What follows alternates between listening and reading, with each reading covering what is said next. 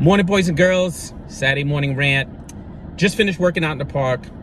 Okay, not really working out. I was stretching because it's like 100 fucking degrees in New York. But still got a little sweat on. I'll get a workout in later on, I promise.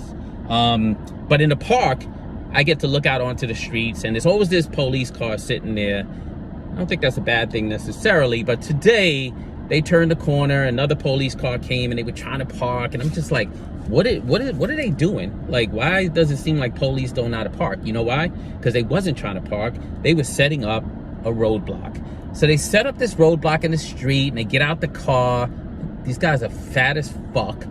He should be in the park working out with me. Instead, he out there setting up these flares, sets up the flares or whatever, and now goes out in the middle of the street, fat boy, with a little light that he's waving, and they pulling people over. And the people they pull over, nine of them, I counted, all people of color. And I know people are gonna be like, well, bro, you live in Harlem. Of course it's all people of color, except Harlem is 50-something% white people these days. Been like that for the last decade. Wouldn't even be able to tell that I live in Harlem if you couldn't find the Apollo on 125th Street. It's a different place, so don't tell me there's no white people for them to pull over. Anyway, they pulling people over, they giving people tickets, they pull a guy over on a bicycle like, hey buddy, you know you ran the red light. So fucking what? Who cares? Like, who cares? Anyway, that got me riled up.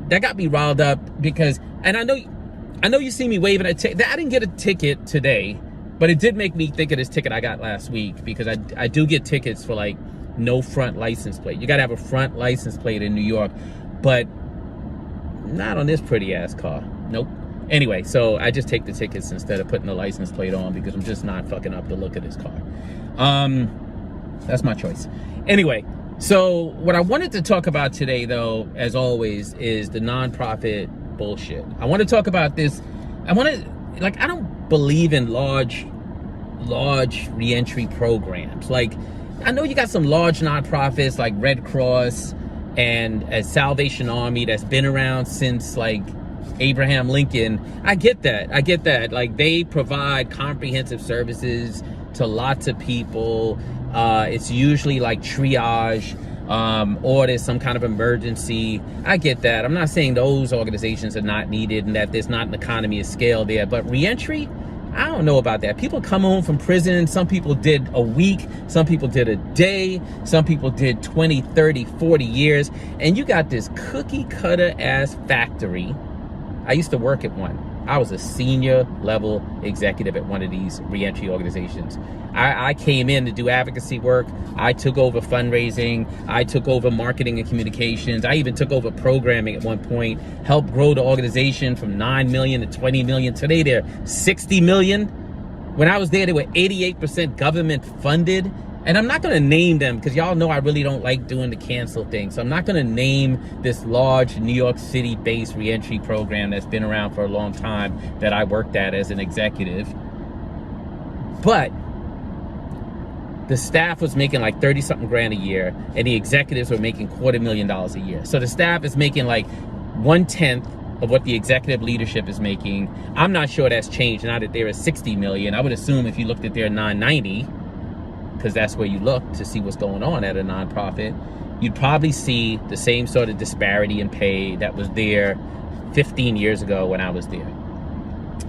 Anyway, the point is this, like, they got all these grants from all these foundations, because foundations will give you like $50,000 or $100,000 and tell you, take this money and change the world. Get out of here. How are you going to change the world for $50,000? You can't even pay a full-time salary. If a salaried person in New York is supposed to get paid $58,500 a year, plus fringe and healthcare and whatever, unemployment, all that other stuff, $58,500. So if you're giving me a grant for $50,000, why not just give it to me and like leave me the fuck alone and be like, go out and do? That's what I would do if I could afford to be a philanthropist the way I'd like to be. I mean, last year I gave away more money than I made in my last year working in nonprofit 6 years ago, 5.5 years ago. But still, if I was the kind of philanthropy that could drop 200 grand, 500,000 grand, $1 million on somebody, I would find energetic, thoughtful leaders. Not all leaders of color. I know people think I don't fuck with white people. That's just not even true. But mostly leaders of color, and give them 6-figure gifts, 7-figure gifts, and just tell them, go forth, do good work, and have a drink with me in a year or two and tell me how that shit went. Because you know what? That's what we do for white boys when they start in businesses. Venture capitalists, they come in, they know that they're making a big bet on the leadership. Yeah, they look at the proposed budgets and the proposed expenditures and try to have some sense of how the business is going to play out. But for the most part, they invest in the leadership. We don't do that in nonprofits, especially now that the George Floyd moment has passed and we moved all these black and brown leaders into leadership. Now, foundations are scrutinizing everything. Like, if you want this grant, send us your 990, send us your IRS determination letter, send us your blood sample, send us your firstborn, and we're gonna check in every quarter. You gotta do a report every quarter. And then at a year, you gotta come back and beg us again because we're no longer giving multi-year grants. I remember when I first got into this space and it was mostly white folks running it. They were grants for 2 years, 3 years, 4 years, 5. You could barely find that anymore. Now they got grants for like 6 months. 6 months. By the time I finish writing a proposal and coming to your office to lie to you, to tell you I'm gonna change the world with it, it's time to come back at the end and come back to your office and lie to you again and tell you that I did change the world for your money and that I need a little bit more money. Anyway, folks in philanthropy, if you're listening, like, come on, don't be like the police. Don't be setting up your goddamn checks and only pulling over black people and brown people. Like, fucking, like, change who you are and change what you do. But here's what I do think we should be doing. I think we should be funding small, community-based nonprofits that have some sense of the culture, some sense of the community, mostly run by people who have actually gone through the same things that they're serving. I get that there won't be an economy of scale, but what the fuck? What's an economy of scale? Rikers Island's economy of scale? Like, you had 22,000 people at Rikers once and they still didn't know how to get it right. What's an economy of scale when you're trying to help human beings? When I say to people, what worked for you in life? What made you successful? When I talk to people who made it, they don't say to me, oh, Glenn, it was that program I was in, that group healing program. They don't say it was that your analysis, that your analysis changed my fucking life. They don't say that. They point to some human being. Yo, Glenn, it was that moment when you invited me into your office when I knew you were busy and you still stopped and talked to me and I was only home from prison 3 days. Because that's the stories I got. I got a story of like 4 or 5 people that really invested in me, that helped me to get to where I am today. Because people don't get to where they are alone. Like, everyone helps someone to get to where they are. So why not these smaller nonprofits in communities, low hurdles to them getting resources and letting them serve a smaller number of people that come back to their community and give them the appetite to make mistakes, to get it wrong. That's the other thing. Now that black folks are in philanthropy, as soon as there's a dollar missing, we call it misappropriation of funds. And then suddenly they get pulled aside. They get indicted by progressive nonprofits and progressive philanthropy leaders. They get, suddenly lawyers are engaged. It's the most asinine, hypocritical bullshit I've ever seen. It's really, and then now we're all doing these healing moments. Great. I know people who do amazing healing work. I think there's value in it. But if you're excluding people from the room, if you're the funder funding the healing work and you're telling them who can be in the room and who can't, that's some bullshit.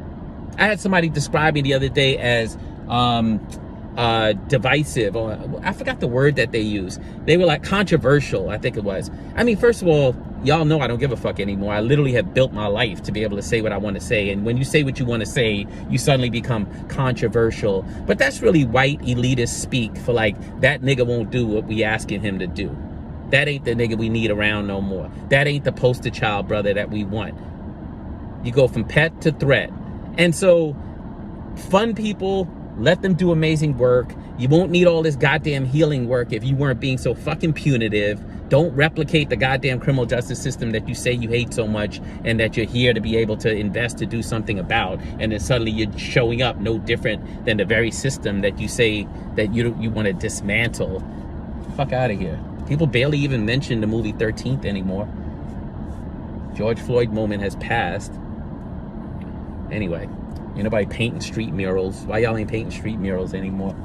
Anyway, it's Saturday, and I like to let this out because I like to go off and enjoy my weekend.